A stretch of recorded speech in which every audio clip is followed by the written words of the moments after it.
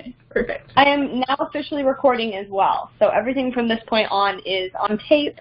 And one thing is, after the webinar, we will be posting this video on YouTube. I will be from the same account that I did the one earlier in the year from. Perfect. So you guys can go watch it later, or maybe you are watching it later. Who knows? Yeah, perfect. That was just what I was going to ask you about. Yeah. So. Okay. Time. Hi. Welcome. Hello. And let's see, and then what is your name? You are the new 803 number who just appeared. Ryland. Hi. Hi, welcome. Thank you.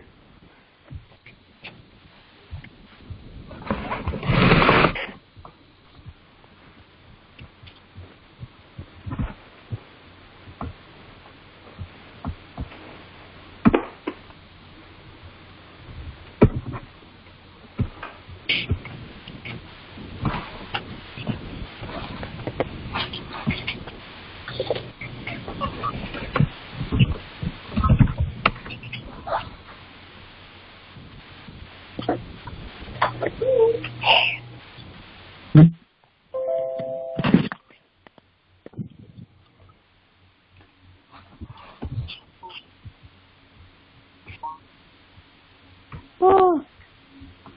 I'm like getting ready for formal as I'm doing this conference call.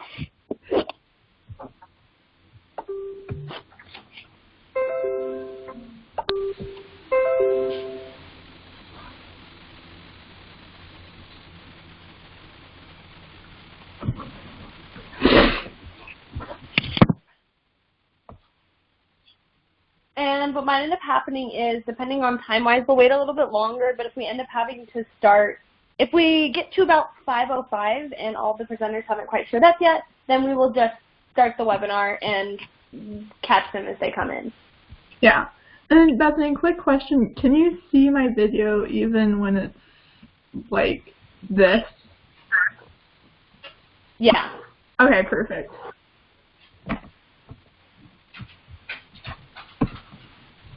As of right now, it should be everyone should be seeing little video boxes of us as well as the big title slide. And for those calling in, of course, it's just here. Okay, perfect. Let's see.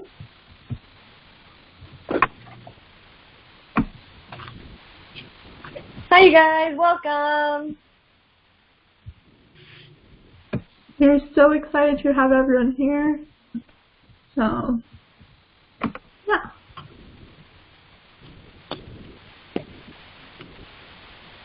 Hey Beth, should I switch to video or am I fine just calling? Whatever. You're fine to call if you want to. Honestly, at this point, I think most people are, just because it's easier. Yeah. But it's up to you either way. Whatever you want. Okay. Yeah.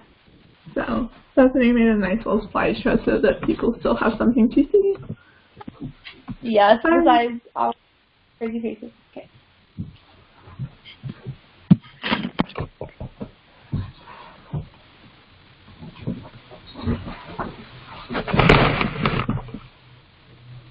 Also got a lot of the official dog of Nestle.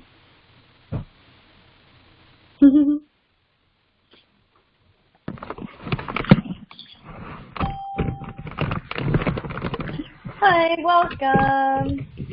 We're going to get started in just a couple minutes. We're just waiting on a couple of... We're just waiting on a couple more people, and then we can get started.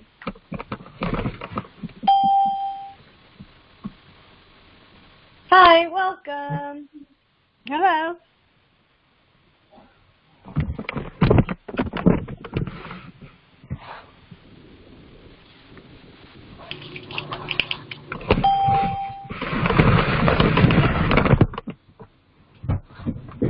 And if you are a presenter, just make sure and announce that loud and clear when you get into the chat. That way I can make sure and not mute you.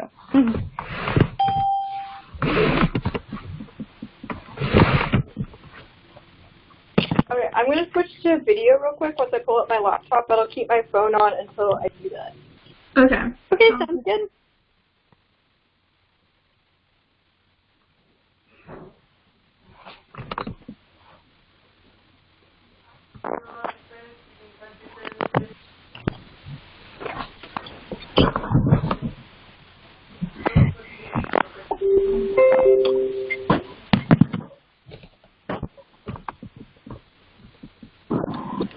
Yay! I'm glad things are working out. Okay. Let's see really quick.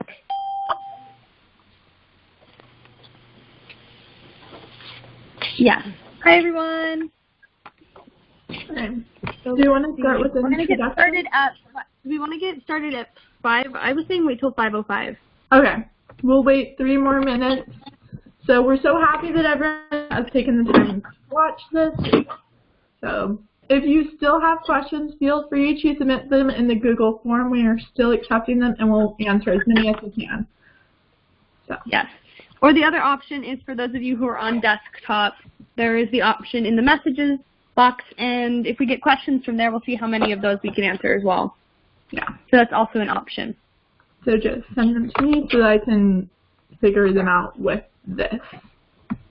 Yes.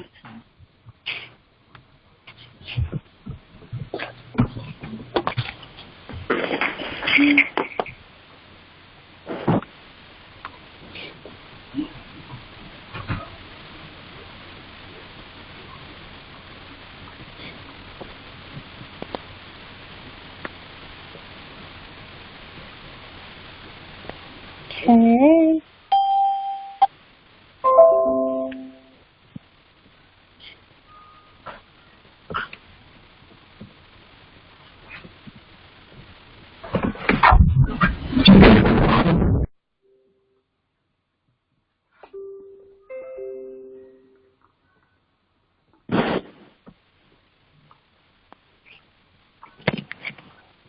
Sorry.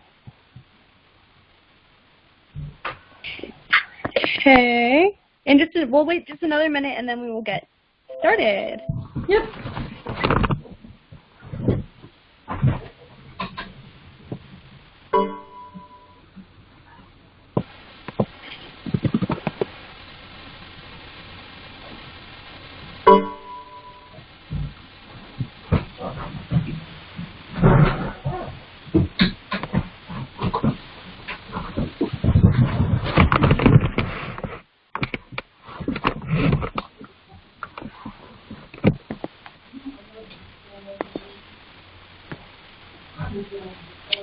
Okay, let's see. Okay, so let's get started. And as other presenters come in, we will introduce them and get their stuff going, just that way we can get going with this. So, okay? Yeah. To start off, welcome. Thank you, everyone, for coming and watching this. We are really excited to have you all. So my name is Aurelia van Wilde, and I am an alumni of the NSLI Indonesian 2018 program that was in Jakarta, Indonesia. Yes.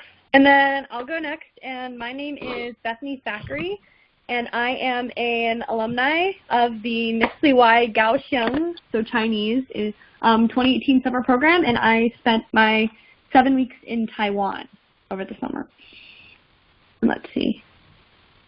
Okay, let's see. And then Addie, do you want to introduce yourself? Yeah, I'm Addie Vias, and I am an alumna of the 2018 NSLI-Y Rabat program. So I did the Arabic summer in Morocco. Yes. Thank you. Okay, and then Aanoosh, do you want to go? Hi, I'm Aanoosh. I'm a 2018 Korean summer alumni, and I was in Jeonju, South Korea for 6 weeks. Okay. Thank you. And then Madeline, I think you're the only other one who's on here, so do you want to go? Okay, hi. I'm Madeline. I did a Marrakesh summer for Arabic with American Councils this past summer, and I am a senior from Alabama. Yes. Thank you.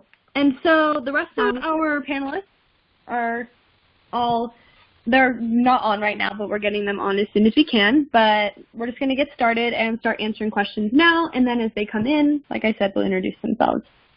So Yeah, how this is going to work is I'm going to be taking the questions from the Google form that people have submitted, and then I'll just be reading off of there.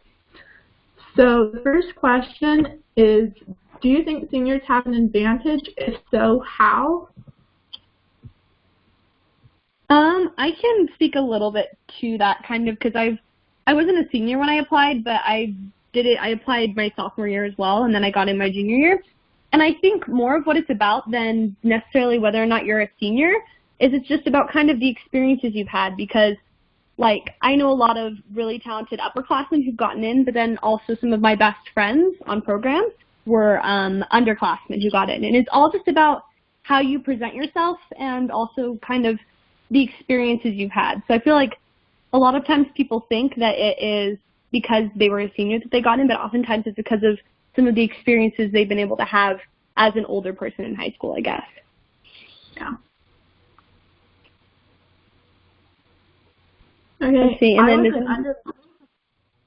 Okay, I'll just speak a little bit more into that. So, I was an underclassman while on program. I got in as a sophomore, and I also applied as a freshman. I think the biggest difference was really just my interest in the language and how I showed that within my application. So that's what they're looking for. The same thing as Yeah, for my program, it was like pretty mixed class-wise. We had maybe like 3 or 4 sophomores. Most of our program were juniors, and then we also had a lot of recently graduated seniors. So it was kind of like spread out between the 3. And I think it's just like they said, it's just kind of about the experiences you've had that help kind of boost your application. Yeah, on my program, I was the youngest, so I applied as a freshman, and then I got in as a sophomore, so last year I was a sophomore, and I agree, like, the biggest thing is I was able to show that over the years I kind of developed and I matured more, and I also think it was better that I got in as a sophomore than a freshman because I felt like it definitely took an extra year to kind of build up that maturity, so that's a big thing that they look for. Yes. Okay, thank you. Do we want to move on to the next question? Yeah. So the next question is, does anyone have any interview tips that are specific to NSLI? Wait, can you repeat the question one more time? I think you cut out a little bit. Does anyone have any interview tips that are specific to NSLI? I would say, like, a big part, at least for me, of it is just, like, going in there kind of knowing what you, like, why you're interested in doing NSLI besides just, like, going abroad for a summer or for a year, which is a really good thing, but knowing because NSLI is a language learning scholarship, knowing why you want to use the language and kind of, by knowing that, being able to kind of shape your answers to the different questions the interviewers will ask, I guess.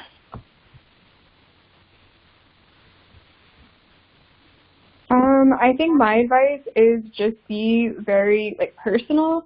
Don't give, like, I guess a sad story, but just kind of be yourself. They're accepting, yes, like a student that's really interested in language, but they kind of already know you're interested in language. But it's important to keep in mind that they're also going to be accepting someone that's going to become a part of a family and become a part of a community. So, try to show kind of your side, like what you like to do in your free time. Like in my interview, I talked about like Star Wars and Marvel and going to midnight showings with friends. And so I think that kind of helped made my interviewer it made it more fun for the interviewer, and I guess it stressed me out a little less. And then it helped them kind of see what I was like outside of the academics. My tip would be don't stress about it too much. Like, the best thing is to be laid back, and laid back in the point that you're comfortable in speaking with someone, because they want to see that people are comfortable about talking about themselves and then talking about their experiences. So take it to the point that you want to demonstrate like who you are as a person, rather than like the poster child of what NSLI wants. Yeah, I think that that's important. I also think that the first year I didn't really try to have a conversation with my interviewer as much, but I think it's really important to don't have it just be like Q&A. Try and relate to your interviewer. So, and then kind of coming off of what Maddie said, Christopher Johnny asked, did anyone have any challenges other than language with his or her host family? I did a little bit. I feel like I'm always answering first on all of these.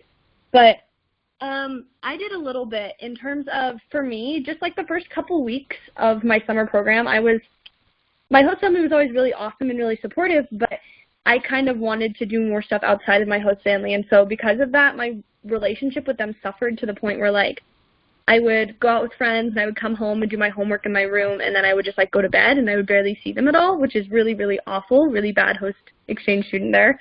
But kind of one of the things that I realized partway through my program was that like having that relationship was so important, but it was hard because I'd kind of already damaged it so much. And so one thing that I really tried to work on for the last couple weeks of my program was figuring out how I could engage with my host family through the things that they liked doing in their interests. And so I spent more time with them and I got to know them better, and because of that it was actually like really rewarding to get to watch the relationship change from something that was a little bit more like formal to just like being like a family to me, really.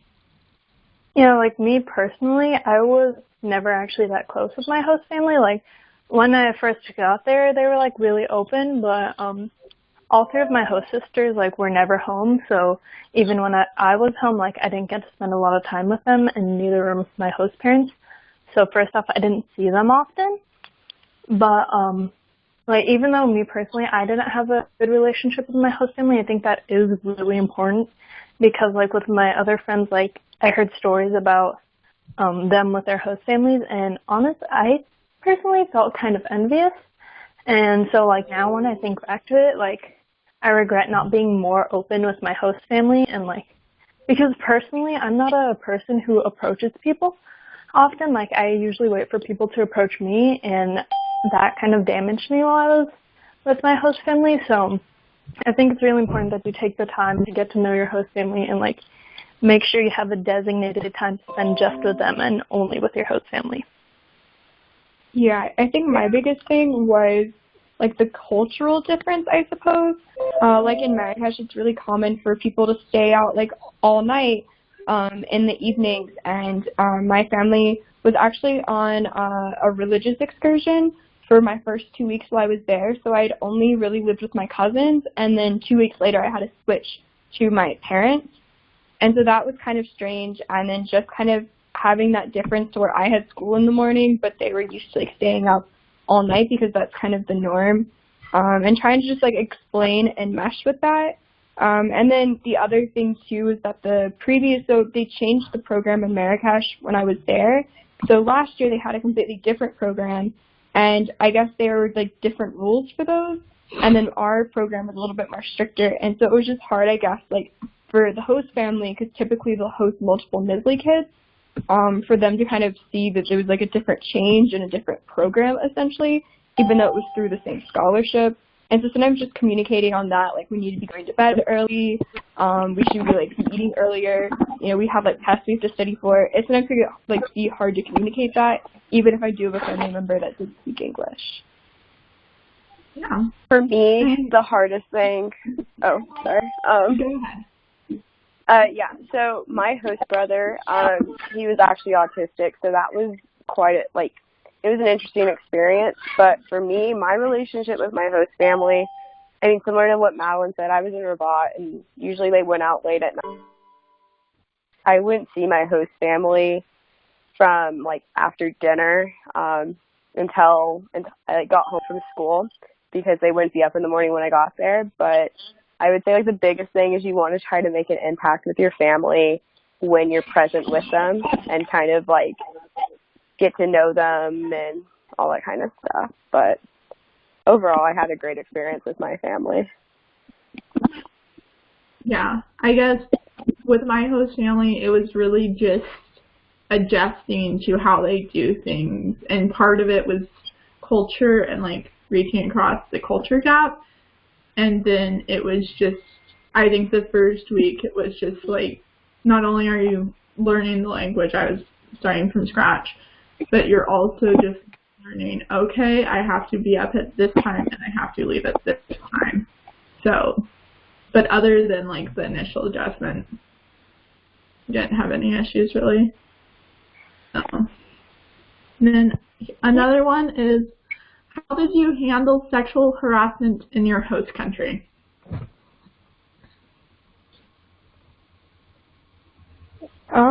I guess I could start with this. So, when my video works, I guess like you guys would see better, but I have like really bright blonde hair, like freakishly bright. I had like the brightest hair of like anyone in my like group, and so it was kind of like a weird issue to have, but it definitely caused me to draw a little bit more attention than I necessarily wanted. And so sometimes I would get catcalled, sometimes people would take pictures of me, sometimes people would reach out.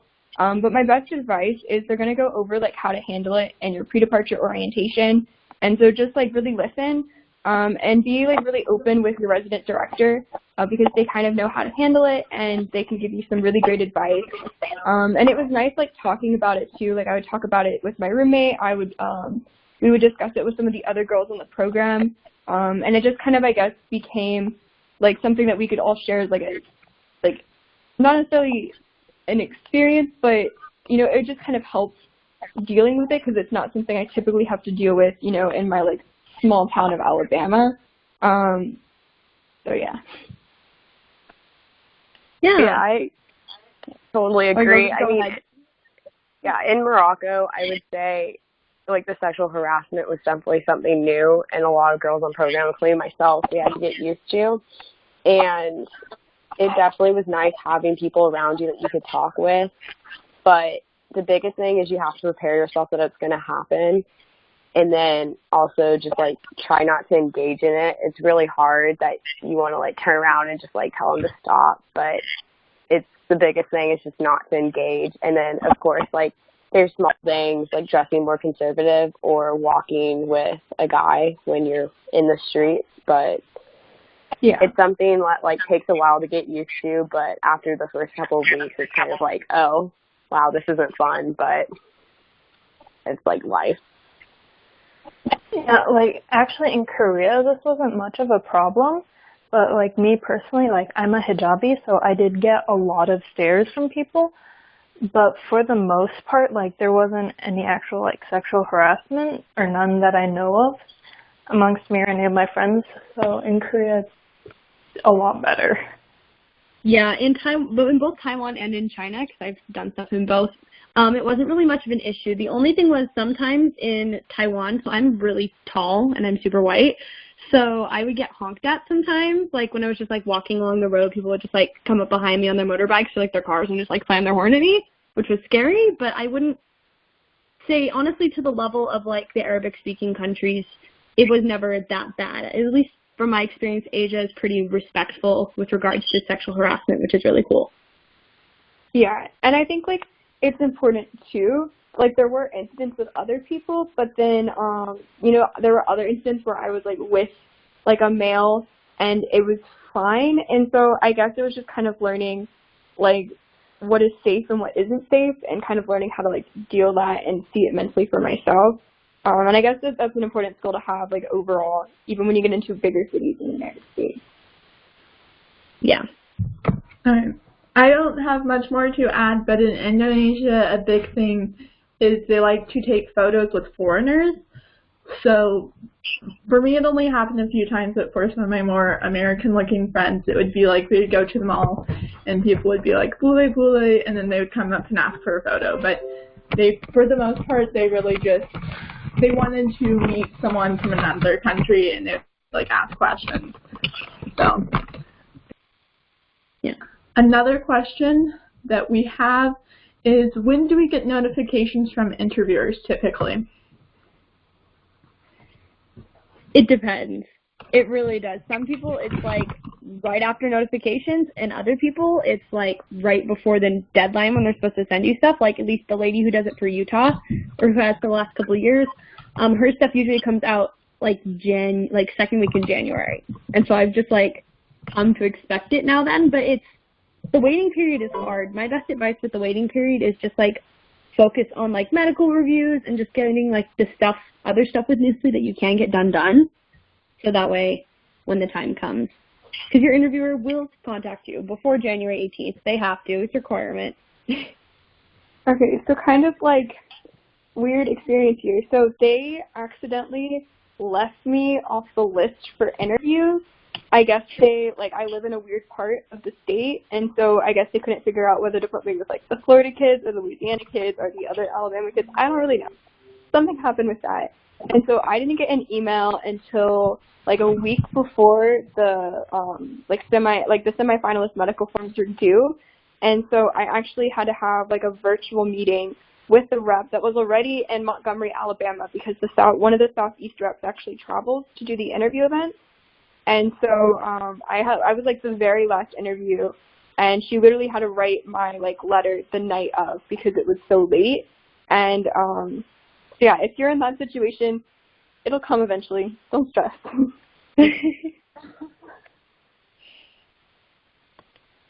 Yeah, I live in the Austin, Texas area. In both years that I've been semifinalist, my letter, email about the interview came like the day before Christmas or like a couple days after. So around that time is when I got mine. But yeah. Yeah, I would say a good way to like pass the time is just stay busy. Don't let your school studies go behind or anything like that, but staying busy kind of helps it get off your mind with the waiting.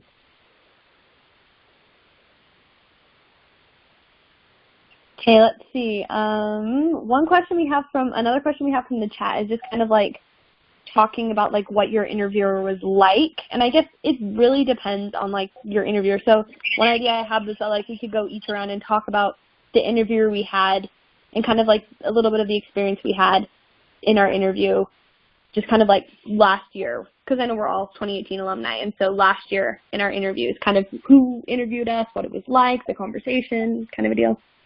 Okay.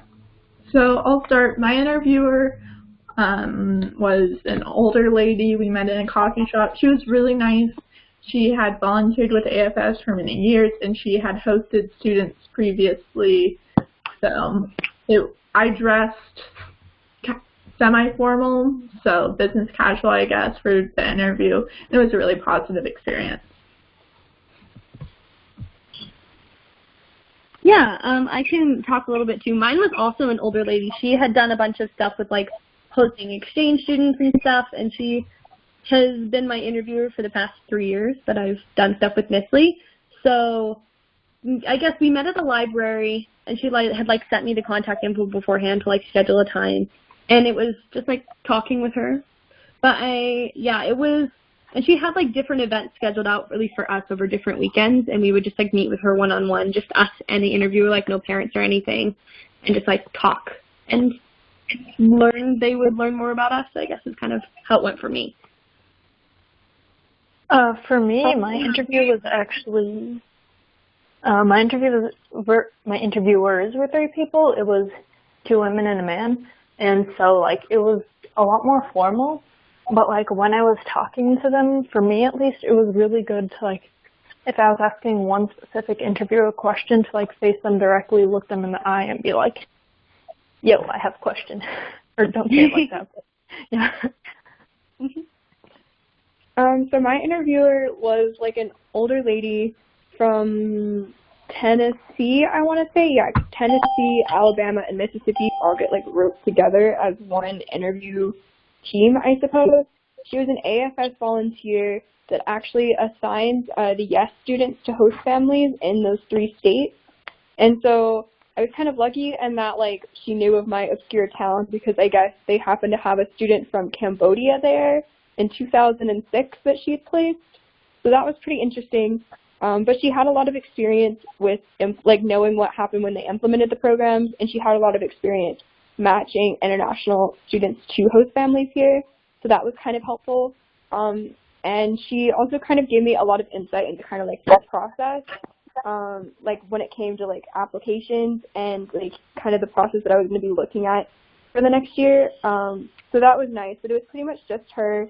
It was over the phone, and my interview was actually about 2 hours, sadly. Wow. That's Yeah, it was very long. Yeah. So for my interview, I was also interviewed by 3 people. And actually, I think Aanoosh and I had the same people, now that I think about it. I think did you interview in Austin? Yeah, I was in Austin. Yeah, so we had the same people, I think. But for me, I felt like it was like a conversation that all 4 of us were having in a sense, because they would ask questions and then I would answer, and then all of them would kind of have like follow-up questions after that based off of my answers. And so I was able to kind of connect with each person and then talk with them and then talk to them like in a broader sense. And so I actually enjoyed having 3 people, because it was kind of like all these different ideas and experiences and all that kind of stuff. So I thought it was actually lots of fun. It was really different from like my first time to second time, because with this one it was like, oh, I'm just going in having a conversation and there's a lot of laughing, and I think mine was about an hour long. So okay. Mine was about an hour too. So. Yeah, same. Wait, and next It was question. almost like 15 minutes. Did you go by a different name in your host family? And if so, did you choose the name? Or did your host family give it to you? Okay, so my roommate and I at first, I don't really know how it was like brought up in conversation, but there was like a joke made that we needed to switch to Arabic names. And so my roommate and I both picked one, but it was kind of like, I feel like they only said it as sort of a joke. It was kind of hard to tell. But mostly we went by our own names, partly because I felt like, I don't know, like I'm there to learn Arabic, but I'm also there to like represent the United States. And so when I'm trying to like implement myself into another culture, I felt like at least the name was something that I should be holding on to from the United States. And it made an interesting conversation because my name's actually a type of dessert there. So. Yeah, for me, I went by, well, like my actual name is Aurelia, so I didn't use that name while I was in country, so I just went by Addie Mae. And yeah, people just were like, oh, Addie, and I never got another name. Like For me, yeah, go ahead, honest. No, you can go. Or like the pronunciation of my name changes in like Korea, so instead of Aanoosh, it's Aanooshi, but other than that, it didn't really change. For me, I actually went in asking my host family to give me a Chinese name because I'd always really wanted one, and my name's really hard for Mandarin speakers to pronounce, like the TH especially, and so I went in and actually one of the first experiences I had, like right as I got in the car with them to go drive, like, because we were going to go do something, my host mom handed me like a sheet with a couple different names on it that I could pick from, and she explained the meaning to me. And so while I was in Taiwan, I went by either Ziyi, which is like my Chinese first name, or by Jiejie, which means older sister in Chinese, because that was what my younger host sister would call me. And so after a while, they asked me, they're like, do you want us to just call you that because everybody else is calling you that? And I was like, yeah, sure. So I went by Jiejie while I was in country, like, yeah. Okay. So my name, I didn't know this before going to Indonesia, but it's actually a common Indonesian name, so Aurelia. But instead of calling me Aurelia, they called me Aurel. So at first I was kind of confused, but then it just ended up sticking, and my teachers would call me Aurel, and my host family would call me Aurel. So it ended up being like a cool bonding thing. And then I went to church in my host family, in my host country, because my host family was religious, and there ended up being like 2 other Aurels, and then my host cousin was also named Aurel. So that was kind of cool. So, yeah. Another question is, how much freedom do you get during the summer program on weekends and weekdays? It depends. It really depends. It's like, it depends on what organization you're implementing through too, I guess. Because like ours was one of the more strict Chinese programs in that we were in class from 9 in the morning to like 5 o'clock at night. And then after that we kind of had more unstructured time depending on what was going on to like hang out with host family or whatever.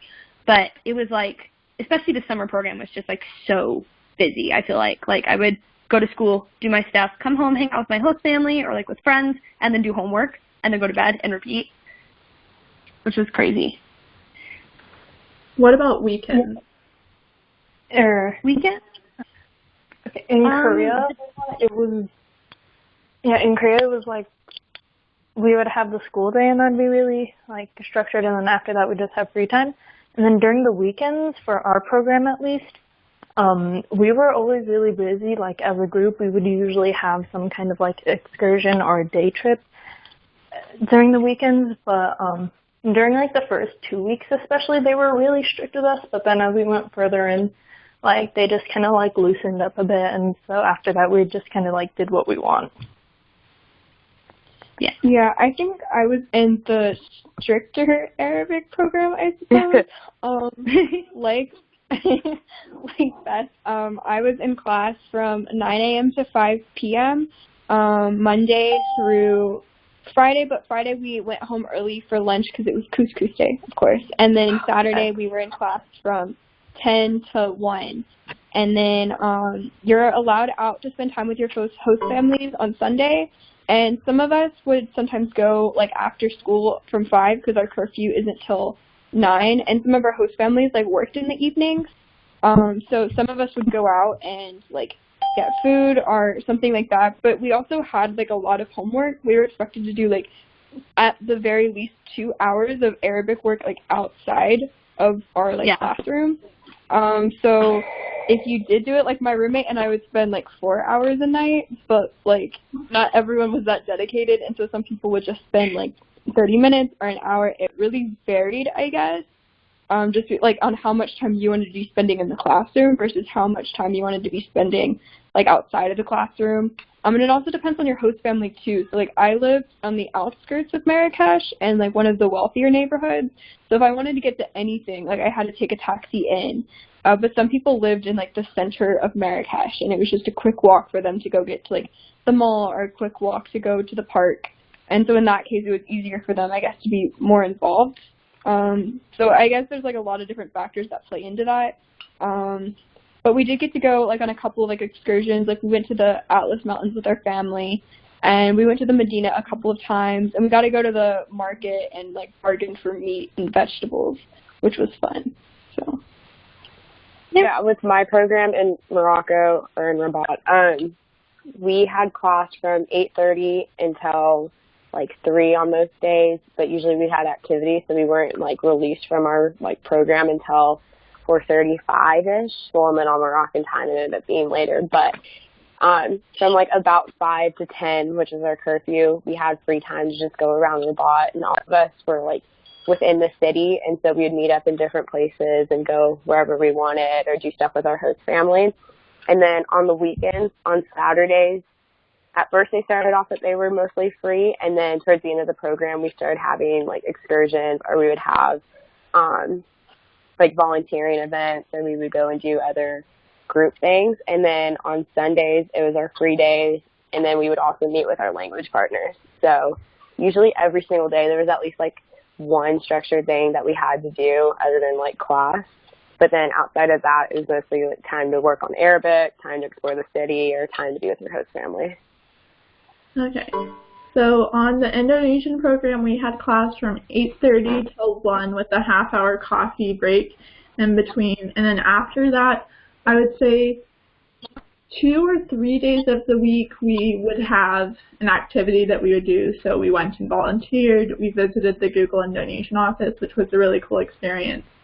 And then we went to a few places that are culturally significant in Jakarta, like their national monument.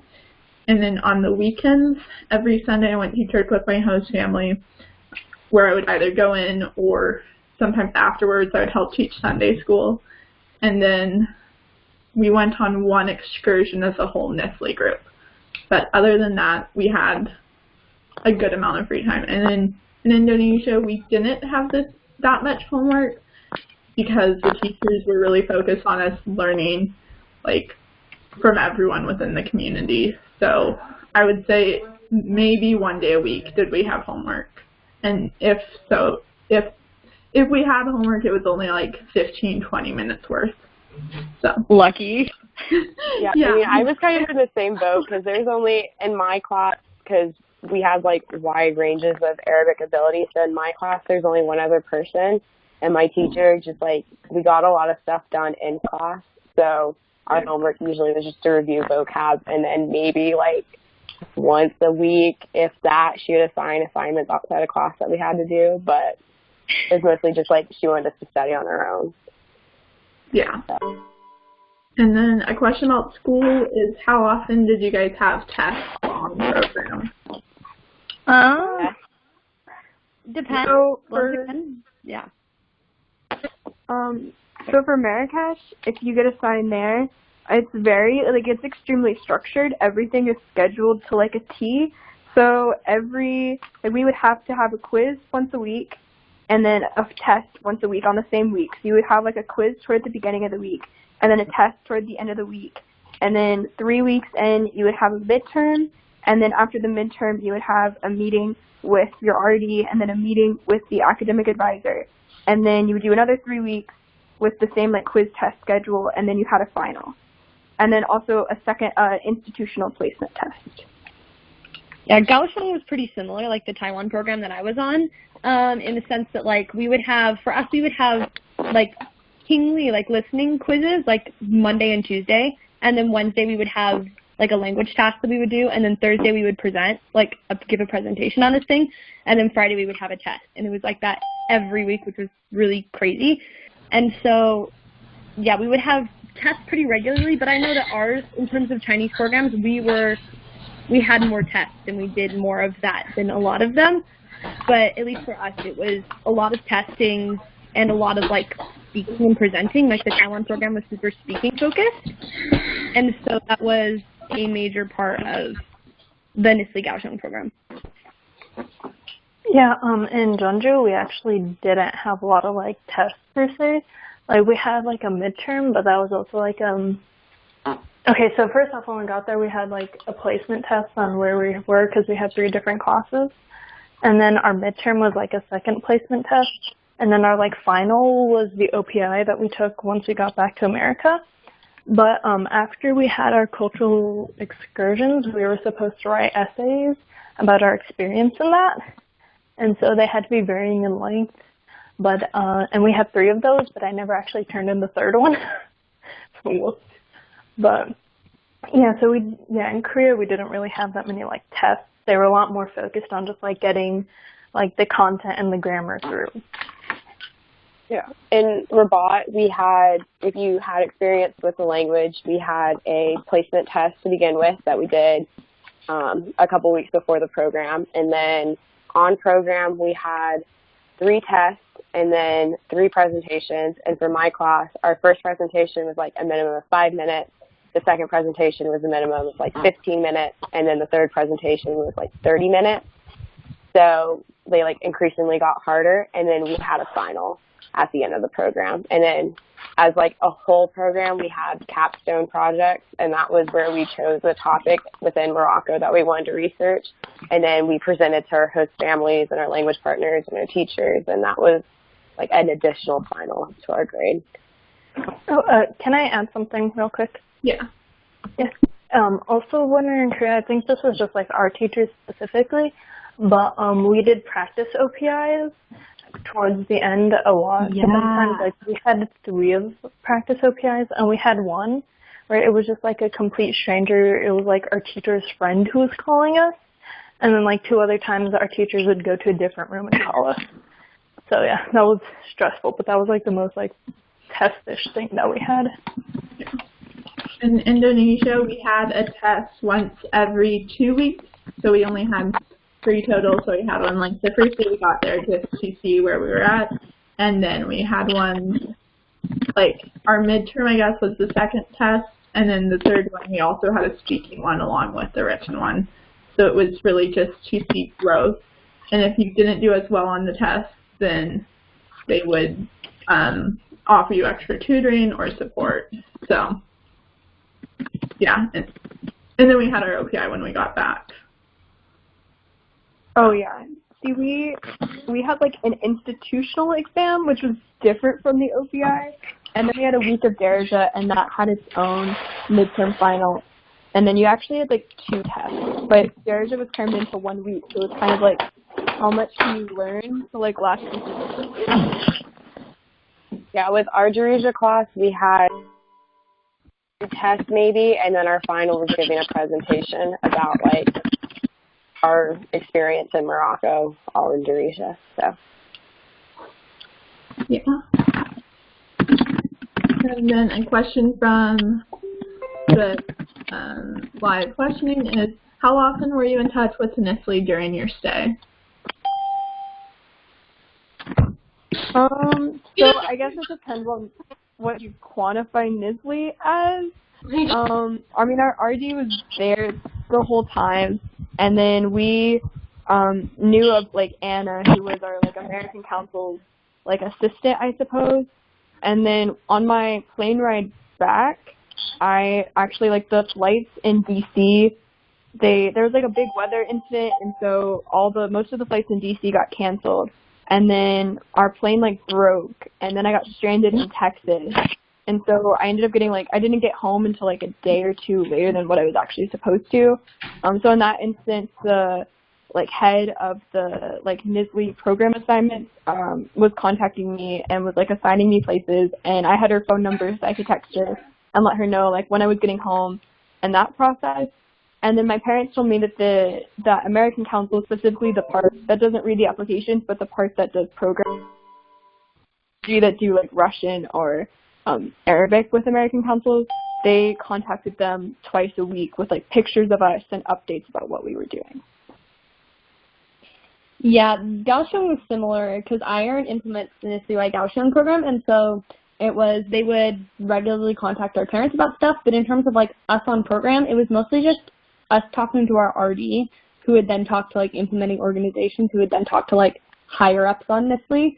So mostly for us, at least for our program, the only real interaction we had was with our RD, unless something crazy was happening. We had this person just had this their phone number get robbed off of and some crazy stuff happened, and in that case NSLI IRN, our implementing organization, contacted each of us to make sure we were okay. But other than that, it was just our RD. Yeah. We had a meeting with our RD once or twice a week, but other than that, we didn't talk to official NSLI, except when my flight to pre-departure orientation was canceled. So at that point, I was talking to the higher-ups in the AFS just because I ended up arriving almost a day later. So.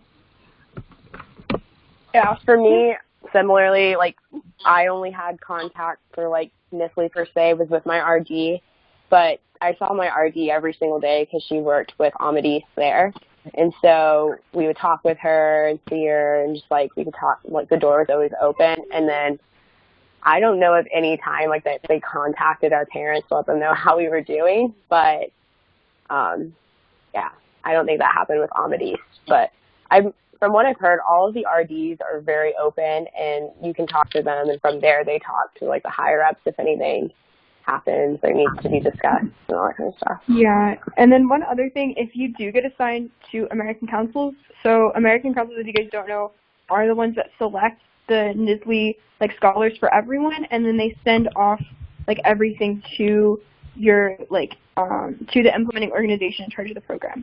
So sometimes if you end up doing American Councils, you'll get to meet sometimes people you'll get to see a little bit behind the scenes, but not much because the application process and everything.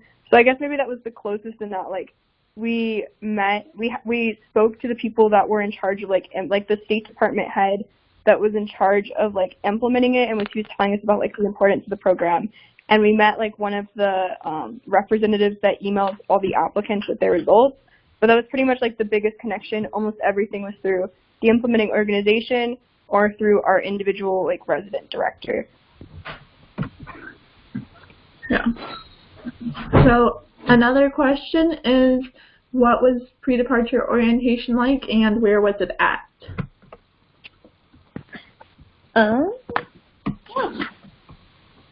Mine, I feel we have the coolest location. NSLI IRN does, in my opinion, because everybody but the Korean students we do our PDO on Columbia campus in New York City. And so we got to like sleep in the dorms at Columbia University and like be in uptown Manhattan, which is really cool. And yeah, so PDO for us was just like 2 days, I think it was, of just like prepping us to be in country and like letting us get to know each other. And so a lot of it was like how to be like a good like exchange, like a good host student, be good like a good language learner, be safe while in country, just stuff like that. And then we did have free time a couple times to like within boundaries go see parts of the city, which was something that was really cool to get to do in New York. That was amazing. Yeah, for mine, who's going? Oh, I guess I can go. So for Amadis, mine was in Washington, D.C., and it was also 2 days. And we mostly just talked about safety in country, how to be a good host student, like Bethany said, and just like navigating different cultural aspects. And then we also had a lot of talks about sexual harassment, catcalling, all that kind of stuff. And we also got free time. It was the first time that like Amadis let us have like the summer program get free time. So we got to see all the monuments and explore DC and do all that kind of stuff. So PDO was a really great time. And we also had like crash course on Darija, which is the dialect in Morocco. Yeah, for the Korean students, ours was in Washington, D.C., and it was a day and a half, and we actually had it with one of the Taiwan summer programs. And so, like, there was, like, 40 of us all together. And so on the first, like, half day, on the day that we all arrived, we kind of just went and did, like, introductory games. And then on the second day was a full day, and they split us off, like, by the Taiwan group and the Korea group. And so that was just, like, a lot more, like, presentations about, like, what it's going to be like in the country and just stuff to expect, you know. And then on, like, the day after, we all went on our flights. Yeah. Oh, yeah, that was the same for me. I forgot to add about that. But we had a program going to Jordan mixed in with ours. So, yeah, like, the first couple the stuff was, like, wide, and then we broke program, like, country down, so. Yeah. And ours we were with the Pune, India kids. So yeah, for American councils, we had ours in Washington, D.C., and the, like, American Council headquarters, specifically on the floor that, like, does NSLI-Y, and we were mixed in with the American Council's Amman summer kids, and so the first half day was us just getting to know each other and learning about where we all were from and, like, why we were doing Arabic and that, like, them feeding us. And then the second day was, like, a combined meeting to where they just talked about, like, general NSLI rules, the expectations that we had to follow, our requirements, things that, like, applied to both groups. We had to act out, like, incidents with our host families or incidents in, like, the street. And then we all later broke out into, like, a different session. So the Marrakesh kids went to one room, and the Amman kids went to another room. And our RDs were there and went over specific things related to that city. And so, like, the Marrakesh rules differed a little bit from the Amman rules. And, like, both of the institutions were different. And then the next day we got to walk to the White House, but that's pretty much it because they, like, jam-packed our days. So we would, like, start PDO at 9, and we wouldn't finish until, like, 11, and in-room was, like, 11:30. So you didn't, like, there wasn't a lot of free time. And then after that, we all went to the airport, but the Amman kids went to one airport, and we went to the other. And we just then flew to Morocco until we got there. So yeah. So for AFS, which was my implementing organization, so the first day we got to know each other and we did some skits. So it would be like act out what you would do if your host family did this or if you had this issue. And then the second day, some Department of State people visited, so we dressed up and then we talked with them for a bit, and then they told us like what their job was. And then the next day we left at 3 in the morning. So it was short and sweet. And then we flew for like 24 hours before getting into Indonesia. So we were with the AFS indoor kids and then AFS China. Chengdu. Yeah. Chengdu, yeah. AFS Chengdu, yeah. And then also the Hindi academic year. So Yeah. Let's see. Another And we question. probably have one more, maybe two more. Okay. Yeah. Another question is, did most of your host families have siblings? And after you depart, do you go straight to your host family, or is there prep? So for me, I had 3 host sisters, and they were all older than me, and they all worked, so I didn't see them often. But in a lot of our group, we all had either older siblings or younger siblings. There was a lot of younger siblings actually, but and so when we got because when we arrived in Korea, we arrived in Seoul, and we stayed there for the night, and then the next day we went around Seoul a bit, and then in the afternoon we went to Jeonju, and we went straight to our hosting school where we met all our host families, and then after that we were with our host families for or that's where we stayed. Yeah. So for American Council, specifically Marrakesh, you fly into Casablanca, and we spent a day there, and there we met our academic advisor, who was the head of the school that we would be participating in.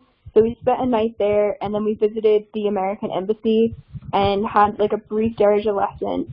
And then on the way to Marrakesh, our RD met with our roommates, or us and our respective roommate, about our host family and what they were like. And we were super, super lucky that the Center for Language and Culture is really dedicated to all of their American students. And so they have actually English classes, and the students in the English classes apply, and their families apply to host us. And so they took their application, and then they took our NSLI application, and based on our personality and our interests and our ages, they matched us to host families. So the requirement to be a host family in Marrakesh is you have to, 1, have someone that speaks English in the case of an emergency, and 2, there has to be someone around the same age students they were hosting. So my 4 sisters, one was 21, the other was 18, one was 16, and the other was 12, and my roommate was 16 and I was 17. And so it was a perfect match, and they had to be the same gender too. So everyone was perfectly matched to a family based on their personality, their home, individual, where they were coming from, and everyone there was at least one English speaking member. So that was really nice, just to know that they were personally picked for us. Yeah, with Amadis Rabat, the family dynamic kind of varied throughout each family that was hosting.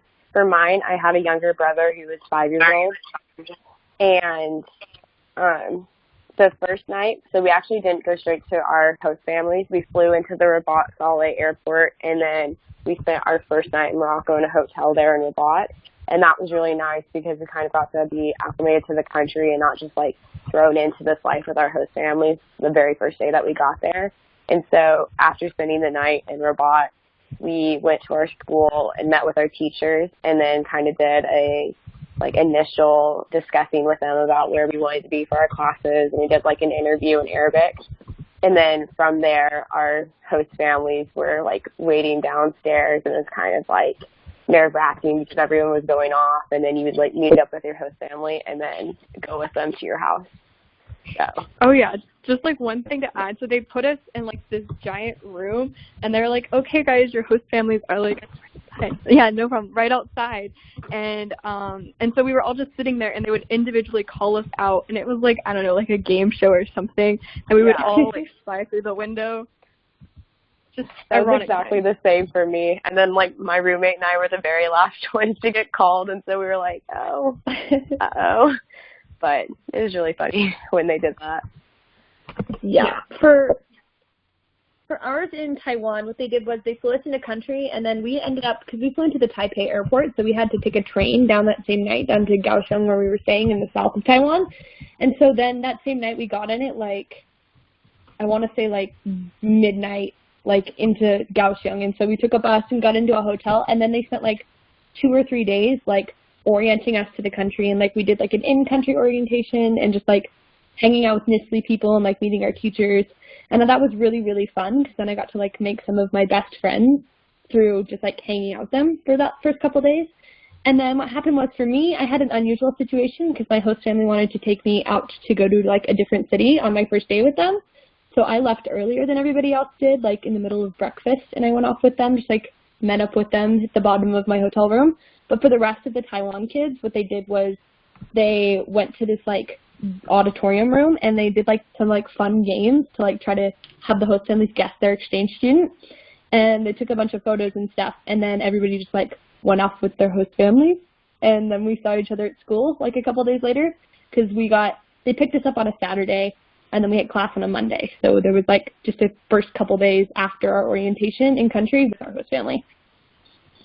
Okay, so I had 2 older host sisters. One of them was in college, so she wasn't around much. And then the other one was actually on an AFS exchange in Italy, so she arrived midway through my program, but we still ended up getting really close. So then in Indonesia, we landed Sunday at like 2 in the morning, and then for the rest of that day, we had to like start at like 7. So for the rest of the day, we just did like Indonesian 101, and we talked to our host, and we talked with the residential director, and then we ended up meeting our host families at dinner later that day. So they would just call us out, and then we got to get to know our host families through dinner, which ended up being really fun, so that we could show them pictures. And then because it was a Sunday, we ended up going right back to school the next day. So. Yeah, and I forgot to mention with my host family that I had one younger sister who was 6 years old, which was awesome because I'm an older sister in America, and getting to have that there, it was really fun to get to have that relationship. A lot of my like friends that I was on with, they all had like host siblings their age, but I didn't, and I honestly didn't mind it. I feel like it's whatever you make of it. Yeah, you can learn a lot from your host family, both language-wise and culture-wise. So, like, my host sisters taught me some of the slang that they use in Jakarta. So, yeah. And then this is a question about notifications. So, when do you get notified for finalists for each program? Summer, it is beginning of March, usually, like, end of February, beginning of March to the end of April, like April 1st, or, like, the beginning of April. April 1st is usually, like, the cutoff for summer. And then year is like just April, usually. Yeah. And then Arabic summer last year was March 14th. So. Oh, hi there. I was just guessing, and I was like, March 14th maybe, but okay, yeah. Yeah. I remember have it bookmarked in my calendar. I remember for when I got my final notification for Korea, because on Twitter I found out that they send out the Korean like notifications last, and that stressed me out so much. But it was like mid-March. It was almost like April, and me and my family, we were actually in Turkey at the time. And so I just like checked my email offhandedly, and that's when I got the notification, and I remember that specific moment. Like, I was so happy. See, I remember, so I don't know if this happened for some of the other Arabic summer kids, but for the Marrakesh kids, they forgot to send the emails to us, and they sent the congratulation letters to our parents first. And, like, my mom was so confused. She was like, what is this? Like, did you hear back? And I was like, no, I haven't heard of anything yet. Like, what is going on? She was like, well, I think you got it. I was like, I don't know. It could be, like, a mistake or something. And then, like, 3 hours later, the students got their, like, what was supposed to be the first notification that explained everything, and the parents had gotten, like, an orientation email. Yeah, it was crazy. Yeah, I remember that because I'm pretty sure, like, gosh. Marrakesh, because y'all got, like, the notifications first, and then I was like, oh, no, they sent the notifications, and I didn't get mine, and I was freaking out. And then also, like, I was out of the country, too, so I was in a whole other time zone, and I was like, oh, no, what's happening? And I was like, I want to go to bed, but I can't because I want to wait. So I think they sent, like, all the other ones a couple of hours after, but they finally got sent. Yeah. I was in Chinese class when I got my notification, so that was fun because I had not brought my phone in because I'd seen they were sending out NSLI notifications, and I was so scared that I wasn't going to get one, and I was like, I'm not going to bring in my phone. I'm just not going to check it. I'll just check it after class because it'll be there. And then I gave up and checked on the school computer, and it was there, and I was, like, jumping up and down and screaming because I'd gotten rejected the year before, and I felt really sad, and so getting to finally, like, go was, like, a dream come true. I was, like, crying in the middle of Chinese class. Everybody's like, are you okay? It Yeah, and so Chinese is usually, last year it was the 27th, and then the year before that it was the 23rd, and so it's just like, at least Chinese is usually the end of March. Yeah. Yeah. Indonesian was the end of March. I remember I put my wrong email for NSLI, so it ended up going to my mom, and I remember calling her after Spanish, and then right after that I think I was crying, and then I went to my Spanish teacher who wrote me the recommendation for both years, both the year that I was rejected and then later and then this past year when I was accepted, and it was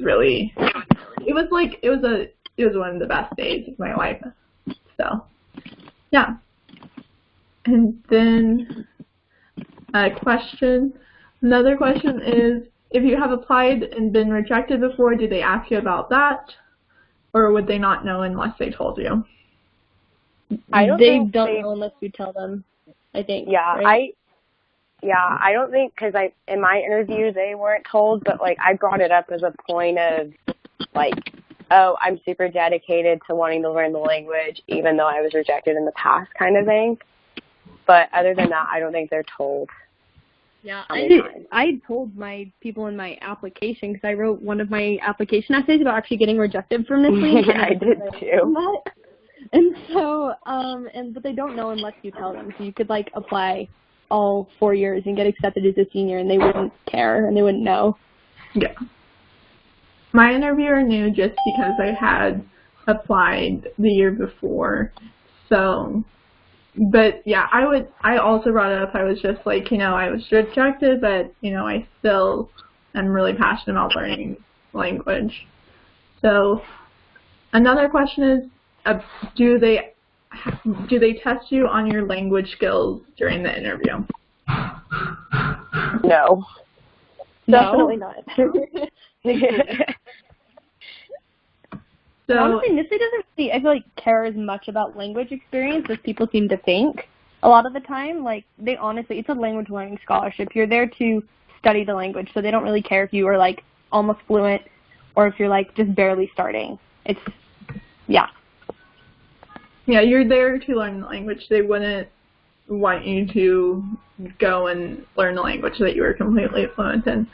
So, and then what about host families? Did your host family let you cook food for yourself sometimes, or did they just cook for you? It was against the rules of my implementing organization to use a stove. So we weren't really, like, allowed to use the cooking devices because they're all, like, gas stoves, and all the families have different ways of how they use them, and they were worried that if we were going to, like, blow something up.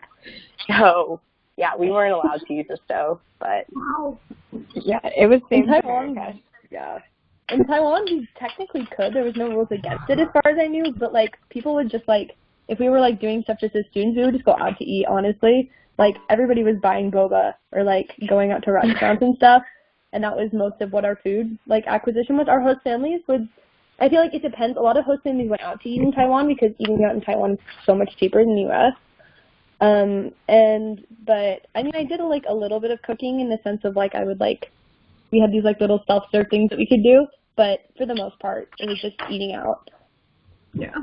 Yeah, usually like my host mom cooked and stuff, or like she bought food, but I do remember two specific instances.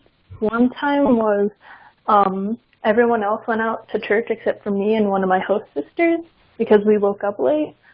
So we just ended up making ramen together. And then the second time was they were having a family reunion. So they asked me to help cook then, and like I set the table with them and everything. But for the most part, like I didn't partake much in cooking. Yeah. My host grandma was a really good cook, and she cooked all of the meals for my host family. I made the muffins once, and then I know that a lot of the host families taught their host kid how to cook, but in Indonesia they don't really use ovens, so there was no danger of that. So, except for that. Okay, and then this is probably the last question, Aurelia. What is our last question? Let's see. Okay, so did you have a dress code on NSLI, and did you have to wear uniforms? So for Marrakesh, and I'm assuming everyone else that went to like an Arab country, there was like, we got an we didn't have to wear a uniform, but we did have like a really strict dress code. And it was like for girls, like don't show your knees, cover your shoulders, don't wear like V-necks. It was pretty strict. Now how, like whether they, I guess, like implemented it or not, I'm not sure. Like they were pretty strict on my program, but it wasn't like, generally we just wore what the locals wore, I suppose. We would just wear like it's sometimes got cold in classrooms, so we would just bring jackets anyway. But generally, I remember it being like 15 pages of our orientation book was just like what we needed to be wearing in Morocco. Yeah, with my implementing organization in Morocco, we like technically had a dress code, but it was kind of like wear what you're comfortable with. So pretty much everyone on my program, as far as like the girls went, we always wore pants, and then stuff that covers our shoulders. And then we did wear V-necks, but it wasn't low or anything. And then if we did, we just like put a scarf on. And the only time that we had like a strict dress code where RD like told us we had to change or not is when we were in Marrakesh. We went to a town outside of it, and it was pretty conservative, so we had to dress more conservative for that. But other than that, it was kind of like wear what you want at your own risk. So we had people who would wear leggings, and sometimes I would wear leggings on program, but like usually I didn't because that would just pull in more attention. So like what Madeline said, it was mostly just like dressing with the like culture and all that kind of stuff. Indonesia is also a Muslim majority country, so we were pretty honest. We could wear shirts that had like cutouts on the shoulder, but for the most part it was higher necks. They didn't tell us anything specifically, but everything should be uni. And then if we went to the embassy or something, they would have us wear formal clothes. And then in Indonesia, every Friday they wear batik, which is a pattern, so like this. So every Friday they would be like, don't forget to wear your batik, because everyone in all of Indonesia does that. So yeah, that's. Oh yeah, in Morocco it was wear your jalabas on Friday. So we also. Yeah. Oh wait. Go ahead. Right, yeah, we also couldn't wear any like tighter clothing, so it was just like make sure it's looser, but also like that you can wear it during the summer, because it was typically in the high 80s with high humidity. So yeah. In Korea, All right, go ahead. In Korea, we just like didn't have a dress code. Really, it was just like wear whatever, be casual was. Because it was so humid in Korea, so yeah, a lot of people just like went out in shorts and like short skirts and stuff, and it was just like cool. Yeah, in Taiwan it was kind of similar. They didn't care necessarily as much. It was just like make sure you aren't dressing like super awful, like don't misrepresent America basically. But like I wore sport shorts a lot because it was so hot, and it was like a way to keep myself from overheating. But basically, we didn't have like a formal school uniform, but it was just like wear what you're comfortable with. Just don't misrepresent America through what you're wearing. Don't make people think that like all American girls are super like one way necessarily, which it shouldn't be that way where like they see you and stereotype you that way, but sometimes it can kind of come across that way. And so just especially with movies, that was a really big thing. So one other note is in Indonesia they dress more formally, even just for going out. So it was just like make sure that your hair is brushed and that you're wearing something that looks presentable, because you are representing America. So don't like wear sweats to school. Oh yeah, with hair we weren't really supposed to go out with wet hair. So that was more of like host mom and more cultural kind of thing. Okay, yeah, host moms being like, thou shalt not have wet hair. My host mom literally, because I would like shower in the evening and then sleep on my hair and then dry it in the morning, and my host mom would be like, you know, that's going to give you like headaches when you're old, right? And I was like, okay. So just like wet hair, at least in Asia, or like being cold really in any sense is like, they're like, that's going to make you sick, and so that's always something to think about. Yeah. On that note, in Indonesia, it was like mandi Andi, which is shower. So it would be like shower when you get home, shower before you go to school, then shower before you go to bed. So just to keep cooler. So. It was the opposite in Morocco. They asked me why I showered so many times. They were like, does like once a week or like twice a month not work for you? I'm like, no, it does not. Our RD told us to shower like 2 to 3 times a week max. Oh my gosh. So I was like, I want to shower like every day. But we had to conserve water, so. Our RD was just like, you can use up to 10 minutes like of your shower, and you can do it every day. Like, we've warned your families, but don't go over 10 minutes. But the water was and you do like the on-off showers too. Yeah, that too. Yeah, we had some of the people in program had bucket showers, but they told us, shower at least twice a day just so that they think that you're clean and stuff. So. Okay, well, I think that brings our webinar to an end. Thank you so much for everyone who's watching this, both live and then on YouTube. Yes, thank you guys. And for those who are not watching right now, I will have it posted hopefully in the next couple days. Things are crazy right now with college applications, but it'll be over soon. So thank you guys so much for coming. Thank you to all of our presenters too. We really appreciate you. So yeah, absolutely. Thanks for having us. Bye. Bye. Bye. Bye. Bye.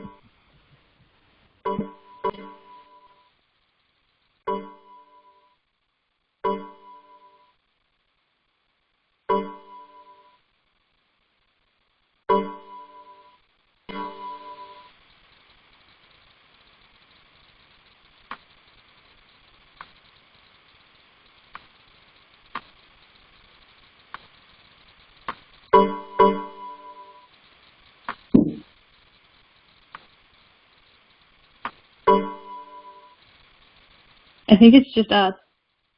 One sec, let me turn